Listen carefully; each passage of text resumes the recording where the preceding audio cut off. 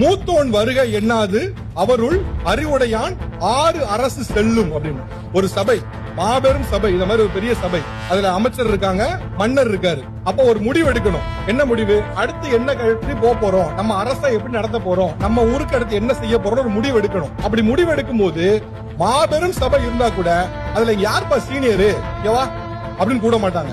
மூத்தோன் வருக எண்ணாது அவருள் அறிவுடையான் 6 அரசு செல்லும் அப்படின்னா மூத்தவன் யாருங்க இங்க பேச்சே கிடையாது. யாருக்கு அறிவு இருக்கோ அவன் தான் மேட்ரு. அப்போ ஒரு அரசும் ஒரு அரசனும் யார் பின்னால போவாங்க அப்படின்னா யாருக்கு அறிவு இருக்கோ அவங்க பின்னாலதான் போவாங்க. இன்னைக்கு IAS, IPS, IFS, IRS officers இருக்காங்களே, இவங்க எல்லாம் யாரு?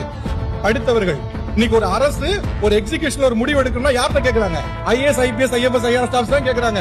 ஒரு முடிவு எடுத்தாச்சு, அந்த முடிவை எக்ஸிக்யூட் பண்ணணும், அமல்படுத்தணும். அப்ப எக்ஸிகியூட்டிவ் பாடி தேவை. எக்ஸிகியூட்டிவ் பாடி யாரு? ஐஏஎஸ், ஐபிஎஸ், ஐஎஃப்எஸ், ஐஆர்எஸ் தான். இன்னைக்கு யார் இருக்கா? படித்தவர்கள் தான் இருக்காங்க. அன்னைக்கு அரசங்காலம் தொட்டு இன்னைக்கு அரசு வரைக்கும் படித்தவர்களுக்கு தான் மரியாதை. அதனாலதான் படிப்பு அவசியம் சொல்றாங்க.